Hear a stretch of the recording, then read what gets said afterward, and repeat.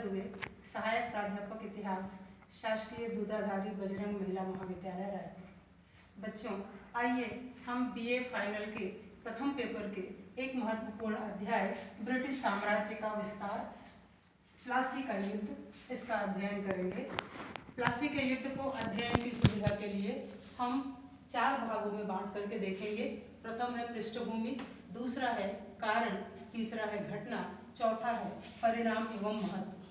इस तरह से 4 बिंदुओं पर हम प्लासी के युद्ध को देखेंगे। बहुत संक्षेप में हम बात करें तो प्लासी का युद्ध सिराजुद्दौला बंगाल के नवाब और अंग्रेजों के बीच में 23 जून 1789 को हुआ था। पृष्ठभूमि में थोड़े से जाएं, क्योंकि कोई भी घटना बिना पृष्ठभूमि के अधूरी होती है। तो पृष्ठभूमि में मुगल साम्राज्य के पतन का लाभ उठाकर 1740 में नवाब अली वर्दी खां, जो बंगाल के नवाब थे, उन्होंने बंगाल को स्वतंत्र राज्य घोषित किया और उसके बाद में उन्होंने अपने पारिवारिक पृष्ठभूमि में पुत्र के अभाव में अपनी छोटी पुत्री के पुत्र सिराजुद्दौला को अपना उत्तराधिकारी घोषित किया और 1756 में अली वर्दी खां की मृत्यु हो गई। सिराजुद्दौला नवाब बन गया। जिनको गद्दी नहीं मिली, अली वर्दी खां के 2 पुत्रियां और उनके बेटे, वो सिराजुद्दौला के प्रतिद्वंदी बन गए और इस तरह से नवाब के पद को लेकर के एक बिखराव की स्थिति रही और प्लासी के युद्ध में इसका भरपूर उपयोग अंग्रेजों ने किया। कारण में हम दृष्टिपात करें तो पहला कारण जो पारिवारिक पृष्ठभूमि में मैंने बताया, इसी तरह से बंगाल में दस्तक प्रथा एक अंग्रेजों को प्राप्त अधिकार था, जिसमें वे व्यापार करते थे और कोई टैक्स उनको नहीं देना पड़ता था। बाद में इस दस्तक प्रथा का दुरुपयोग अंग्रेजों ने किया और उन्होंने भारतीय व्यापारियों को दे करके और उन्हें भी व्यापार फ्री में करने के लिए प्रोत्साहित किया। इससे बंगाल के राजकोष को झटका लगा और इस तरह से दस्तक प्रथा का दुरुपयोग बदस्तूर जारी रहा।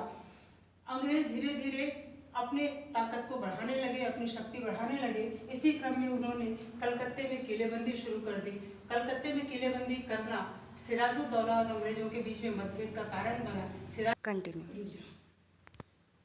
अंग्रेजों और नवाब के बीच में इस तरह से मतभेद की शुरुआत हो गई और धीरे धीरे इनका यह मतभेद बढ़ता गया।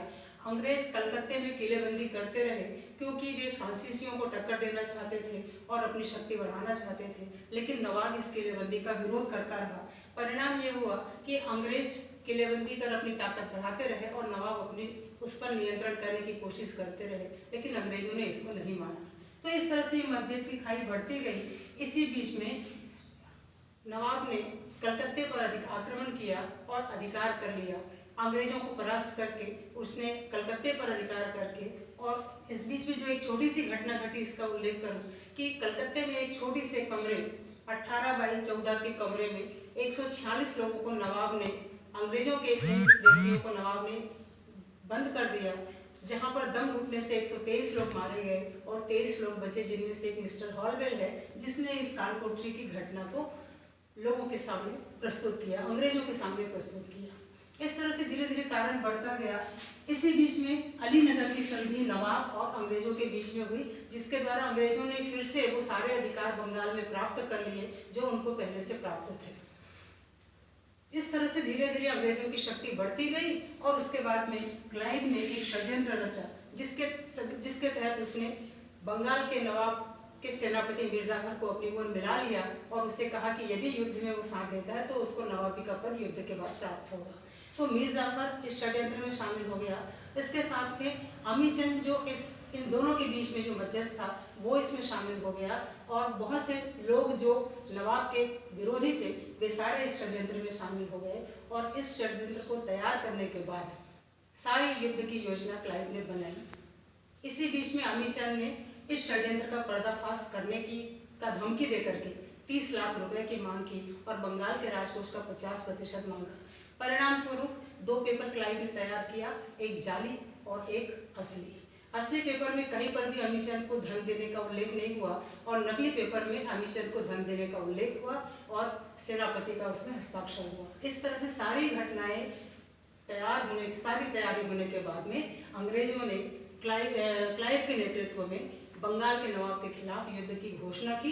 23 जून 1789 को दोनों के बीच में प्लासी नामक स्थान पर युद्ध हुआ। इस युद्ध में सुबह युद्ध शुरू हुआ और शाम को युद्ध समाप्त हो गया, क्योंकि मीर जाफर सेनापति होने के बाद भी युद्ध में तटस्थ बना रहा। उसने युद्ध में कोई भूमिका नहीं निभाई और इस तरह से धीरे धीरे बंगाल शाम तक पराजय के कगार पर आ गया और अंग्रेज जीत गए।